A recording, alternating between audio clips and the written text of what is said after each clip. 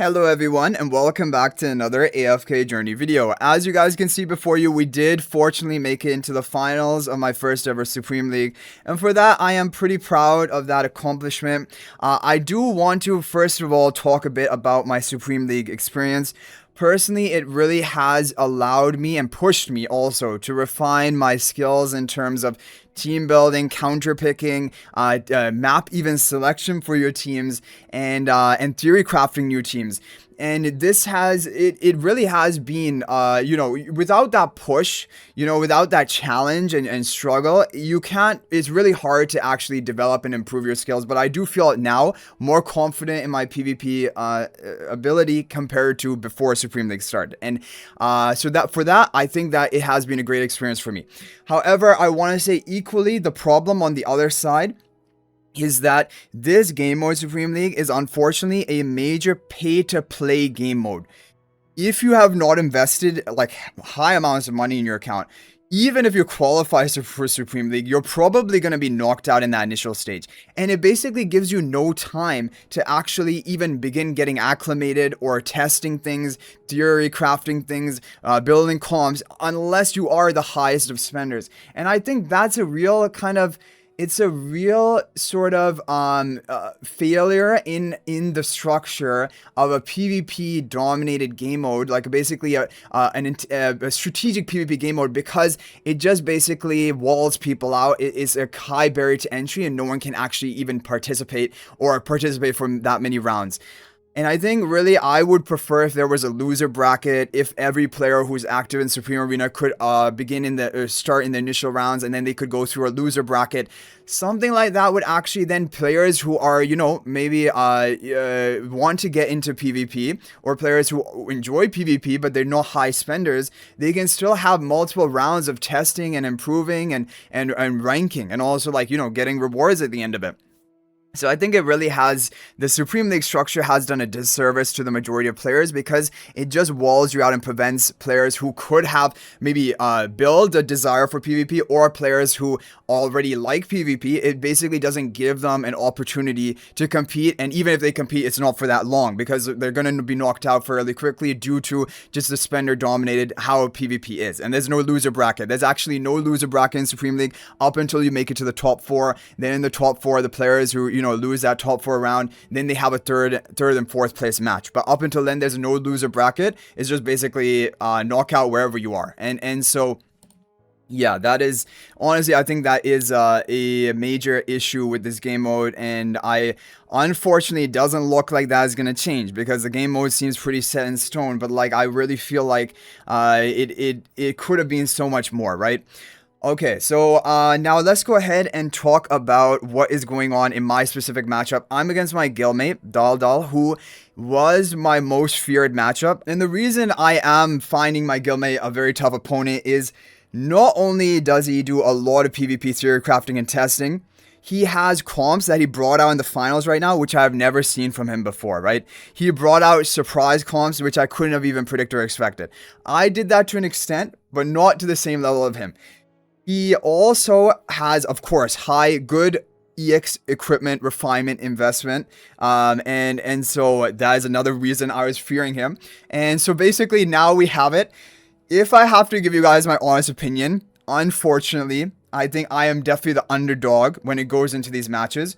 But I do also think there is a glimmer of hope. There is a potential chance for me to also manage to get the rank 1, but definitely if you had to bet, it's definitely on my guildmate over here. So I'm going to go ahead and break down. We don't have the team layouts, but we have the actual team compositions, as you guys can see here. I'm going to break it down and talk about what strategy my guildmate went for, what I went for, and basically we don't have the actual fights yet. That is going to be later, and probably tomorrow I will show you guys the fights in their full glory. But basically this is just to show you, okay, after all of my experience in Supreme League, what was my final set of teams, what was my reasoning for it, and what was my guildmate's final set of teams. So in the end, I went for 4 good teams and 1 leftover team. The 4 good teams I have are the first 3 teams here and the final team here. And my leftover team was this Cryonaya, basically Wilder team for game 4. And now actually, it's funny enough that my Cryonaya leftover team basically goes up against his Cryonaya leftover team. I think honestly, if I had the plus 25 exclusive, the refinement level 4 of Cryonaya, which I really wish I did have, I think I would actually have a fighting chance in this game. But the fact that my Cryonaya is basically, even though she's Paragon 4, with the new refinement changes, she's basically like baby Cryonaya compared to the monster Cryonaya. And so that is kind of like why I am at a disadvantage in this point. And as you guys are noticing, I have completely ditched Marcel for my team comps. I talked about this in like a video of my biggest regrets, my biggest mistakes in Slumber Essence allocation. And honestly, it is Marcel. Unfortunately, Marcel cannot stand up to the top meta PvT team comps. And I knew if I brought Marcel out in this final match, it's just a free loss. There's no win potential running Marcel. Whereas running Cryonaya, there's potentially win potential because I know my guildmate, so moving on to my guildmate teams, he is dedicating one team of Zoria Athalia. And so because of this team, I wanted to try and predict where he's going to play this team and where I can try to get the cheesy counter with basically cheeky counter or the cheese counter with Cryonaya getting his Athalia GBT Graveborn team, because this would almost definitely deal with this team. But unfortunately, I predicted wrong. And so now I've ended up against potentially also a matchup which may also be possible, but with the low investment on Cryonaya, I think it's going to be difficult. Now, my guildmate, he has gone for 2 super teams, which are teams 1 and 2. We'll talk about why they're super, and 2 good teams, which are the Cryonaya, or sorry, the Athalia Graveborn, and then the Saida Contest. And then he has gone for 1 leftover team, just like I've gone for 1 leftover team. Now, for me, the super teams that he has, the reason is he's gone for Dunlinger with Gunner Gwyneth. And this is like over investing into this team, but it means that this team is capable of dealing with pretty much any team someone runs, apart from potentially the Gunner Gwyneth mirror match, but with like Alicent, because the Dunlinger Gunner basically protects you against the ultimate related comps like the Saidas, like the Sylphiras, and like of course anything else, Cryonaya, Freewind, anything like that.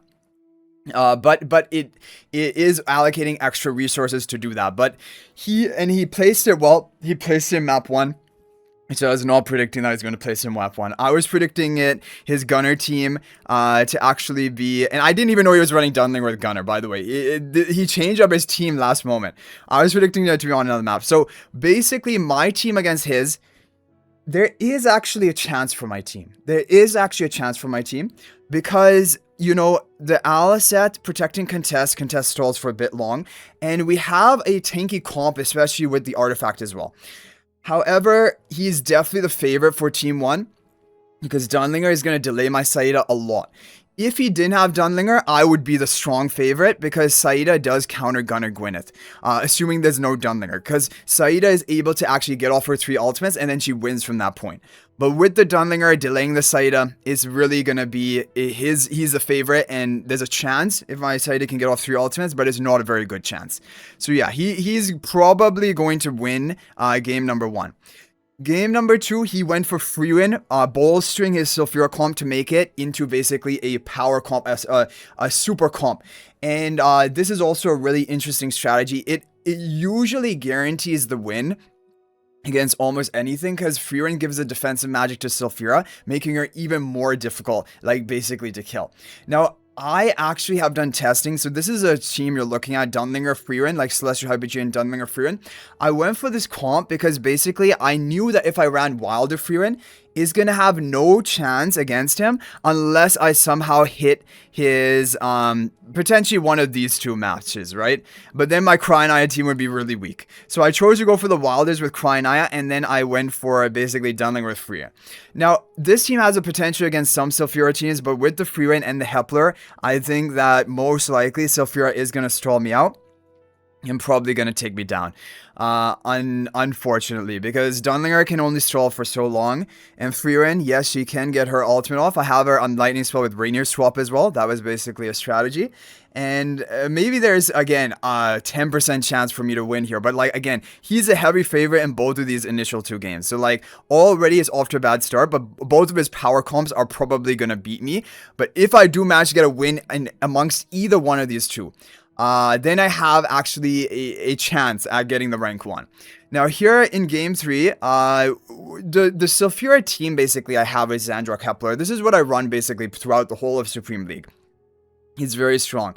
It should be beating this Athalia team. It should be beating pretty much most teams other than these two power teams that he ran on Team 1 and Team 2. So other than that, it should be beating it. There is a small chance that Zora somehow stalls long enough and Athalia kills your Sulfura.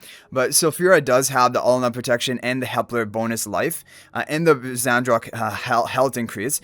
It's going to be difficult, but it is possible. So like here, I would say I'm probably at 80 or 90% favorite compared to his 10 or 20%. Like it's kind of the reverse in these two, and here I'm the favorite for game 3.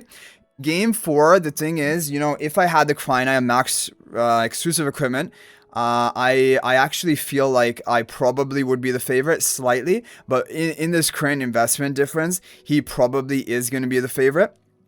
Like, I have Theodore, and Theodore is going to get a Sleaze ultimate off before even my Cryonite comes out of the box. So, like, we're going to already have that running and have that advantage. We have the Ravron attack buffing the Cryonite, but he has a higher investment into the Cryonite.